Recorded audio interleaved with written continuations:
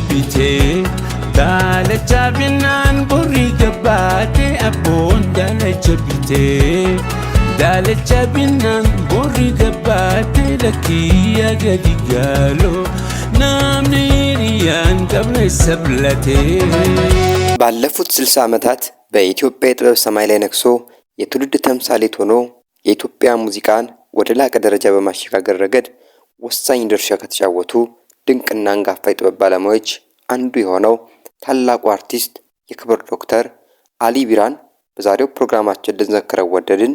እስከ ፍጻሜው ድረስ አብራችሁን ቆዩ።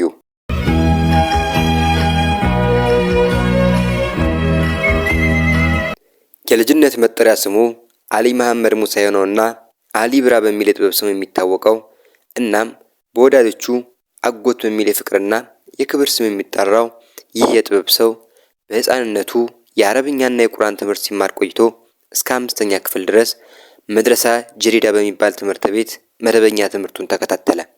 የትውልድ ቦታውም በድሬዳዋ ከተማ ጎንደ ቆሬ ሰፈር የሚባል ቦታ ሲሆን የክብር ዶክተር አሊ ቢራ ከአባቱ ከአቶ መሐመድ ሙሳና ከእናቱ ከወይዘሮ ፋጡማ አሊ በ1940 ዓ.ም ተወለደ።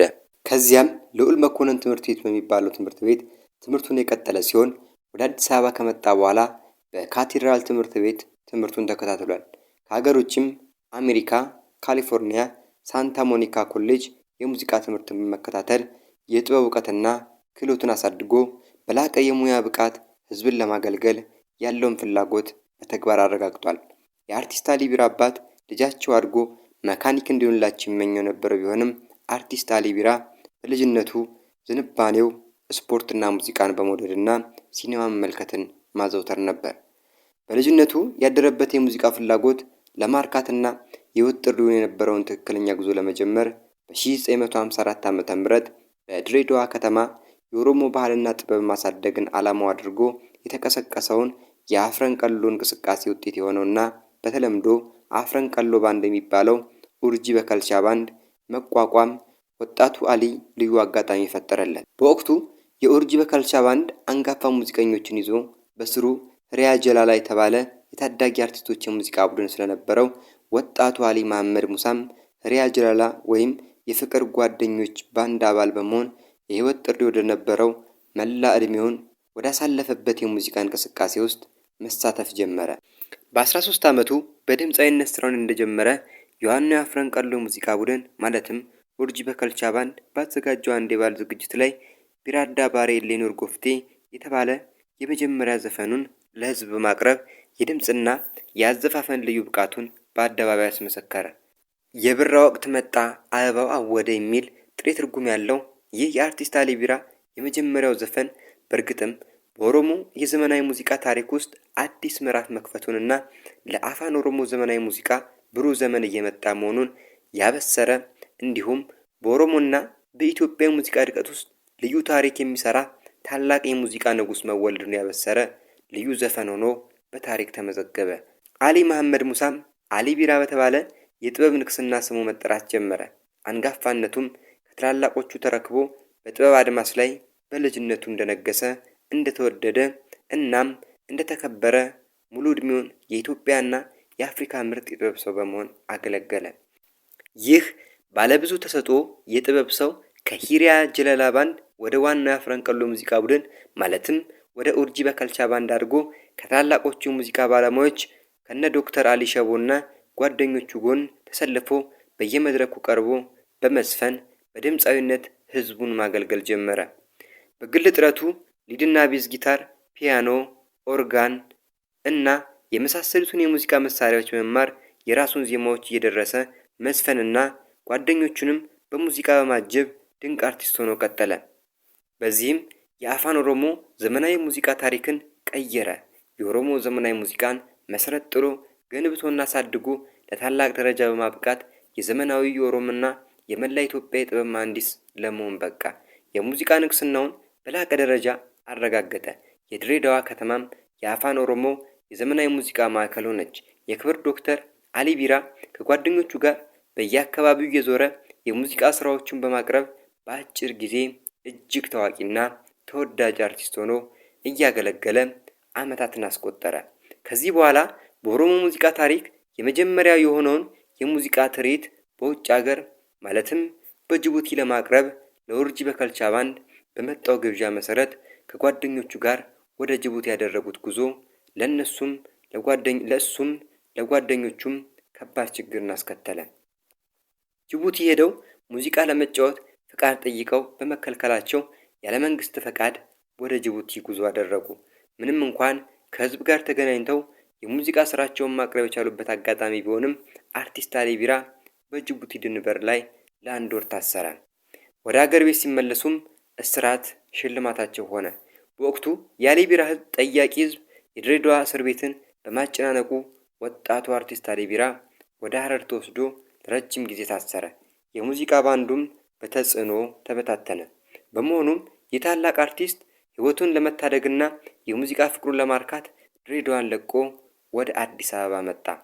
በዚያውም በክብር ዘበኛ ኦርኬስትራ ከታላቆቹ የኢትዮጵያ አርቲስቶች ከነጥላውን ገሰሰ፣ መሐሙድ አህመድ፣ ብዙነሽ በቀለና ከመሳሰሉት ጋር ለ3 ዓመታት አገለገለ። ከዚያ በኋላ በወቅቱ በነበረው አንዳንድ ተጽዕኖ በመከፋት ለዘላለሙ ከሙዚቃ ዓለም ለመሰናበት ወስኖ እሱን በሚያውቁ የምድር ባቡር ኩባንያ ኃላፊዎች አማካኝነት ወደ አዋሽ ከተማ ሄዶ የምድር ባቡር ጣቢያ የውሃ መካኒክ በመሆን ለማገልገል ተገደደ። ይሁን እንጂ ለጥበብ በመፈጠሩና በሙዚቃ ዓለም ውስጥ ሆኖ ህዝብን ማገልገል የ40 ቀን እድሉ በመሆኑ ከተወሰኑ ዓመታት ቆይታ በኋላ ውሳኔውን ቀይሮ ወደ ሙዚቃው ተመልሶ ፊንፊኔ ውስጥ ስራውን ቀጠለ።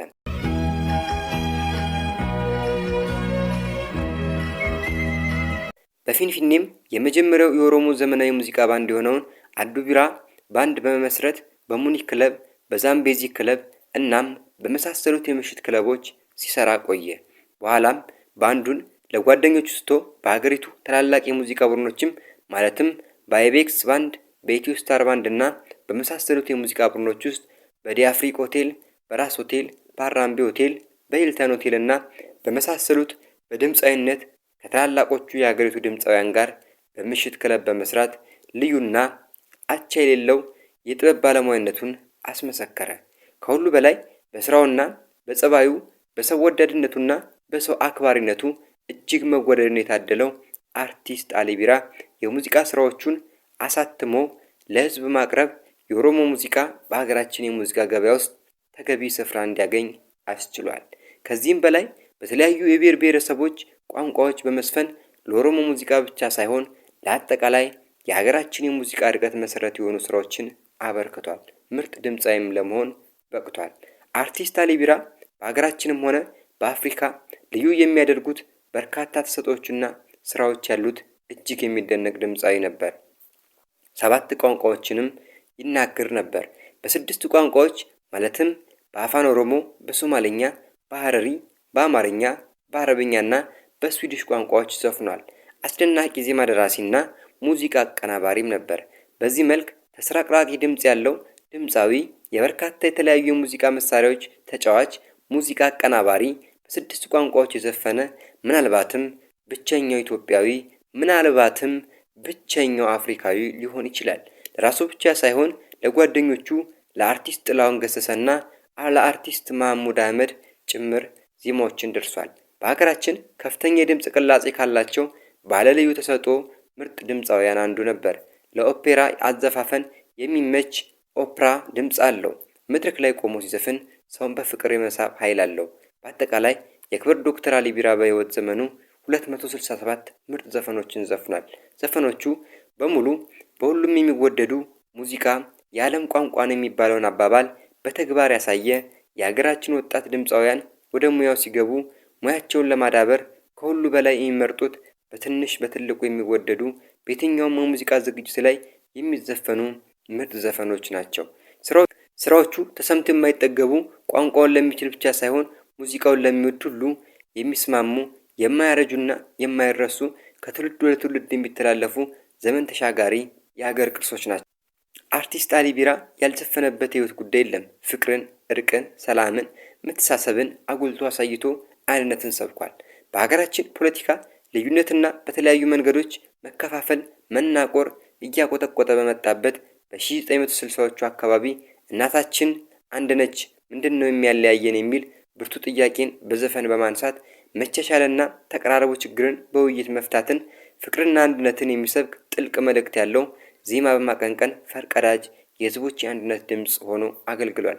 የአሊ ቢራ ድምፅ የፍቅርና የነጻነት ድምፅ ነው።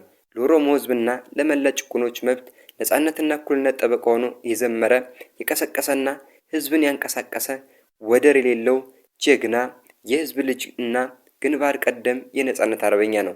በዚህ ስራውም ተወዳዳሪ የሌለው የመብት ተሟጋች በመሆን በኦሮሞና በኢትዮጵያ ብሔሮች ልብ ውስጥ ሁሌም ሲታወስ ሲወደስና ሲዘከር የሚኖር የህዝብ ባለውለታ መሆኑን በተግባር አስመስክሯል።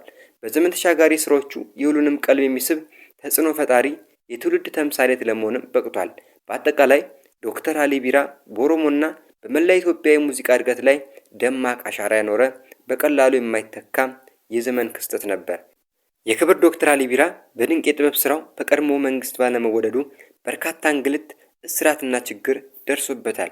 ይህ አሳሳቢ ሁኔታ እየከፋ በሄደበት በ1977 ዓ.ም የስዊድን ዜጋና በኢትዮጵያ ሀገሯ ዲፕሎማት ከነበረችው የቀድሞ ባለቤቱ ወይዘሮ ብርጊታ አስትሮም ጋር አገሩን ጥሎ ወደ ስዊድን ለመሰደድ ተገደደ።